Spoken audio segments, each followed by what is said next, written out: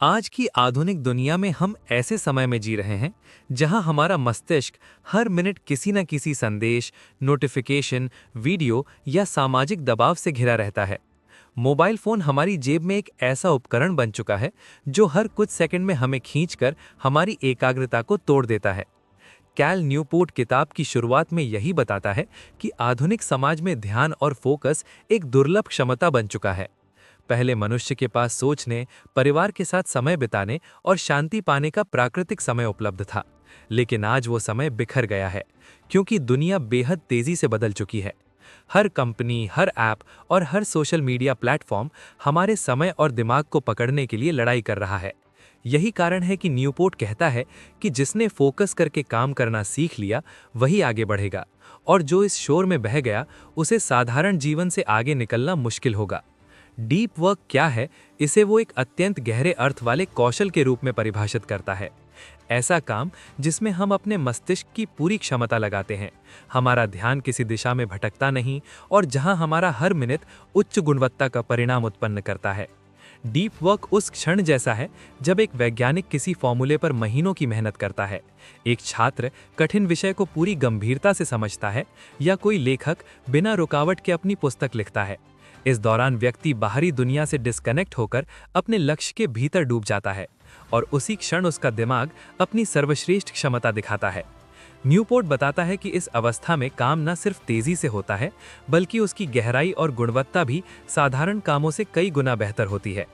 इसी गहराई से बनने वाले विचार, आविष्कार, समाधान और उत्पाद व्यक्ति को करियर और जीवन में पहचान दिलाते हैं। इसके विपरीत न्यूपोर्ट शैलो वर्क शब्द का उपयोग उन छोटे छोटे कामों के लिए करता है जिन्हें करने में कोई भी दिमाग ज्यादा इस्तेमाल नहीं करना पड़ता। उदाहरण के तौर पर ईमेल चेक करना, व्हाट्सएप मैसेज का जवाब देना, सोशल मीडिया पर घूमना, बार बार अनावश्यक मीटिंग में बैठना, फाइलें भेजना या दूसरों की रिक्वेस्ट पर तुरंत प्रतिक्रिया देना। ये काम दिखने में महत्वपूर्ण लगते हैं, लेकिन असल में ये समय खा जाते हैं और हमें ऐसा भ्रम देते हैं कि हम दिन भर व्यस्त थे, जबकि किसी बड़ी उपलब्धि की ओर कदम नहीं बढ़ा पाए। न्यूपोर्ट कहता है कि आज अधिकांश लोग शैलो वर्क में फंसे हुए हैं, क्योंकि ये आसान है और तुरंत प्रतिक्रिया देकर हमें अच्छा महसूस कराता है, जबकि डीप वर्क कठिन है, क्योंकि इसके लिए अनुशासन और ध्यान की मजबूत क्षमता चाहिए। न्यूपोर्ट ये भी कहता है कि आने वाले समय में डीप वर्क करने वालों और शैलो वर्क में फंसे लोगों के बीच अंतर और बढ़ जाएगा। भविष्य का बाजार उन लोगों को पुरस्कृत करेगा जो जटिल समस्याएं हल कर सकते हैं, नई तकनीक सीख सकते हैं और कम समय में उच्च गुणवत्ता वाला काम कर सकते हैं। आज एआई और ऑटोमेशन साधारण कामों को तेजी से संभाल रहे हैं, इसलिए अगर हमारा काम शैलो प्रकार का है, तो वो मशीनें हमसे ले रही हैं या ले लेंगी।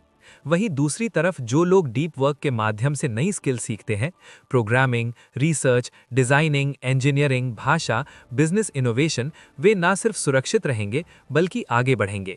न्यूपोर्ट बताता है कि डीप वर्क ही वो साधन है जिससे व्यक्ति दिन के सीमित घंटों में भी असाधारण परिणाम प्राप्त करता है। लेकिन सबसे बड़ा प्रश्न ये है कि हम डीप वर्क करना चाहते हुए भी क्यों नहीं कर पाते। इसका उत्तर वो मानव मस्तिष्क की वर्तमान स्थिति में ढूंढता है।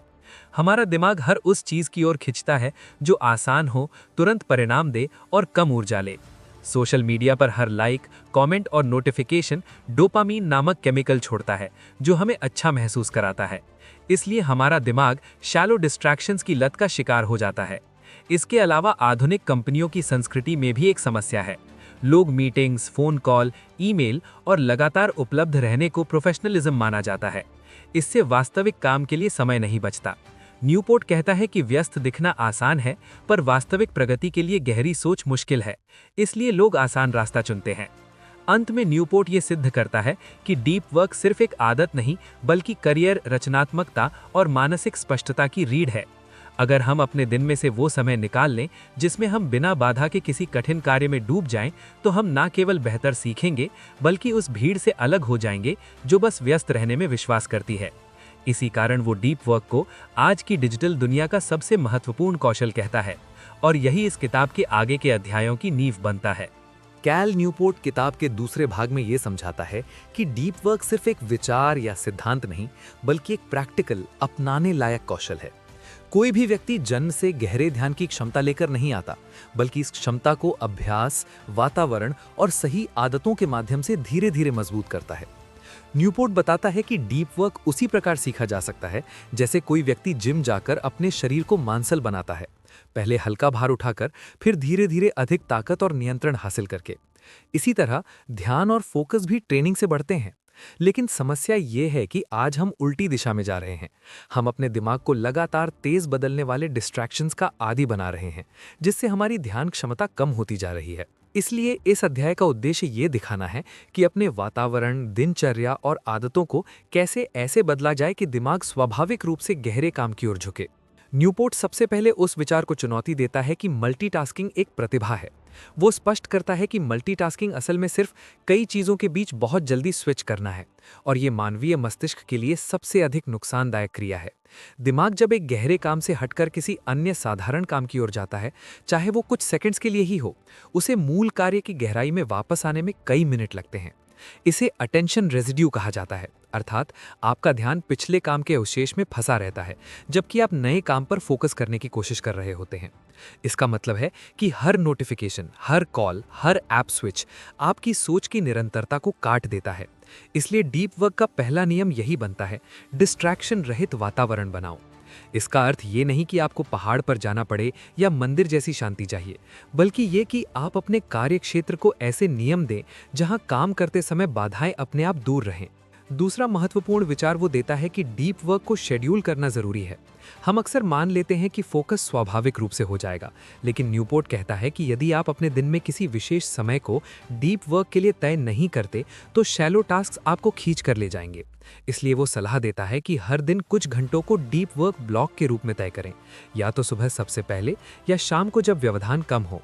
इस दौरान फोन को बंद करना, इंटरनेट को डिसेबल करना, दरवाजा बंद करना, नोटिफिकेशन हटाना और परिवार या टीम को बता देना कि आपको परेशान न किया जाए, ये सभी छोटे कदम डीप वर्क के वातावरण को संभव बनाते हैं। न्यूपोर्ट ये भी कहता है कि डीप वर्क कोई 10 घंटे एक साथ करने की चीज नहीं। शुरुआती स्तर पर 60 से 90 मिनट भी बहुत होते हैं, क्योंकि हमारे दिमाग की सहन शक्ति धीरे धीरे बढ़ती है। जैसे मांसपेशी का अभ्यास, ध्यान की मांसपेशी भी समय के साथ मजबूत होती है। एक और महत्वपूर्ण सिद्धांत वो देता है, उबाऊपन को स्वीकार करो। ये सुनने में अजीब लगता है, पर न्यूपोर्ट कहता है कि हमारा दिमाग हर खाली क्षण को मनोरंजन से भरने का आदी हो चुका है। इंतजार करते समय, बस में सफर करते समय या भोजन की लाइन में खड़े होने पर हम तुरंत फोन निकाल लेते हैं। ये आदत दिमाग को शांत बैठकर सोचने या एक काम में टिके रहने की क्षमता से वंचित कर देती है। इसलिए वो सुझाव देता है कि कुछ समय आप जानबूझकर बिना फोन के बैठें, बिना सोशल मीडिया के कुछ समय बिताएं या बिना गाने और वीडियो के टहलें। इससे आपके दिमाग की सहन शक्ति बढ़ती है और वो किसी काम पर लंबे समय तक टिकने के लिए तैयार होता है। अगर हम दिमाग को हर समय इंस्टेंट रिवॉर्ड देंगे तो वो कठिन समस्याओं पर ध्यान केंद्रित करने से बचेगा, क्योंकि वहाँ संघर्ष है, मेहनत है और धीमी प्रगति है। इसीलिए डीप वर्क की आदत बनाने के लिए मानसिक असुविधा को स्वीकार करना सीखना पड़ता है। फिर न्यूपोर्ट एक अत्यंत व्यावहारिक नियम बताता है, शैलो वर्क को सीमित करो।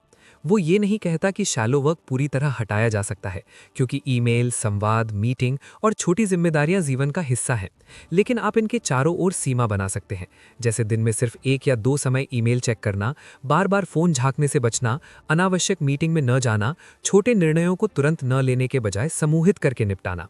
कई लोग शैलो वर्क इसलिए भी करते हैं क्योंकि ये आसान है और हमें ये महसूस कराता है कि हम दिन भर व्यस्त हैं। न्यूपोर्ट कहता है कि यदि हम शैलो वर्क से बचकर डीप वर्क को ज़्यादा समय दें तो हम कम घंटों में ज़्यादा काम कर पाएंगे। इसका असर पढ़ाई, exam preparation, career growth, skill development हर जगह दिखता है। इसके बाद न्यूपोर्ट डीप वर्क को जीवन दर्शन की तरह अपनाने की बात करता है। वो उदाहरण देता है कि कई महान लेखक, आविष्कारक और वैज्ञानिक अपने काम के लिए खुद को दुनिया से कुछ समय के लिए दूर रखते थे। जैसे कार्ल युंग ने जंगल में एक अलग टॉवर बनाया जहां वो सालों अपनी थ्योरी पर काम करते थे। जेके रॉलिंग ने हैरी पॉटर की अंतिम किताब लिखने के लिए होटल में खुद को बंद कर लिया ताकि कोई बाधा ना हो। जबकि आज के लोग एक पैर काम में और दूसरा पैर फोन में रखते हैं, जिससे माइंड मोड बदलता रहता है और गहरी कर रचनात्मकता संभव नहीं हो पाती। न्यूपोर्ट कहता है कि डीप वर्क सिर्फ स्ट्रैटेजी नहीं बल्कि कमिटमेंट है। आपको अपने जीवन की प्राथमिकताओं में बदलाव करना होगा। आप ये नहीं कह सकते कि मैं डीप वर्क करना चाहता हूं और साथ ही आप हर समय उपलब्ध भी रहें। अंत में न्यूपोर्ट एक शक्तिशाली सोच प्रस्तुत करता है। डीप वर्क न केवल बाहर की उपलब्धि बढ़ाता है, बल्कि अंदर की शांति और संतुष्टि भी देता है। जब कोई व्यक्ति लगातार जटिल काम में डूबता है, समस्याएं हल करता है, ज्ञान अर्जित करता है और अपने कौशल को निखारता है, तो वो मन से संपन्न महसूस करता है। फोन स्क्रॉल करना क्षणिक खुशी देता है, लेकिन एक गंभीर कार्य को पूरा करने के बाद मिलने वाली संतुष्टि कहीं अधिक गहरी और स्थायी होती है। यही वो गुप्त ऊर्जा है जो लोग अक्सर खो देते हैं और फिर सोचते हैं कि जीवन में अर्थ क्यों नहीं है। न्यूपोर्ट के अनुसार डीप वर्क में बिताया गया समय हमारे जीवन के सबसे कीमती घंटों में बदल जाता है, क्योंकि उस समय न सिर्फ हम दुनिया में योगदान दे रहे होते हैं, बल्कि स्वयं को भी लगातार बेहतर बना रहे होते हैं। अंत में कैल न्यूपोर्ट यह स्पष्ट करता है कि डीप वर्क आधुनिक दुनिया की भागदौड़ में व्यक्ति को आगे बढ़ाने वाली सबसे महत्वपूर्ण मानवीय क्षमता है। ये केवल एक प्रोडक्टिविटी तकनीक नहीं, बल्कि एक जीवन शैली है जो हमें अपने समय, मन और ऊर्जा को सबसे मूल्यवान चीजों पर खर्च करना सिखाती है। जब हम डिस्ट्रैक्शंस का शिकार होते हैं तो हमारा हर दिन बहाव में गुजर जाता है। हम व्यस्त दिखते हैं पर जीवन में आगे नहीं बढ़ पाते। इसके विपरीत डीप वर्क अपनाने वाला व्यक्ति सीमित समय में असाधारण परिणाम उत्पन्न करता है, नए स्किल सीखता है, अपने करियर को ऊंचा उठाता है और भीतर से संतुष्ट होता है। ये क्षमता हमें भीड़ में अलग पहचान देती है, हमारे कार्य को अर्थ देती है और हमें बेहतर मानव बनाती है। न्यूपोर्ट का अंतिम संदेश यही है, जिसने डीप वर्क की कला सीख ली, वो आज की सतही और